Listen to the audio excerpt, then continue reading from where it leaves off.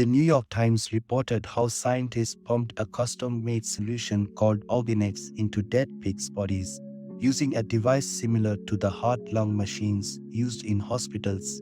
As the machine began circulating the solution into the cadaver's veins and arteries, its brain, heart, liver, and kidney cells began functioning again.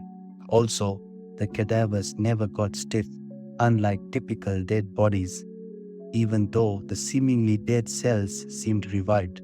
But the pigs were not conscious. While this experiment is far off from immortality and actually reversing death, but it opens up important questions about the scientific division between life and death.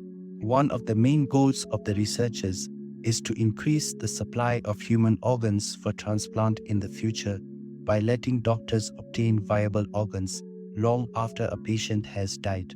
Scientists also hope this technology could be used to prevent severe damage to organs like the heart after a major heart attack or the brain after a stroke. Thank you for watching.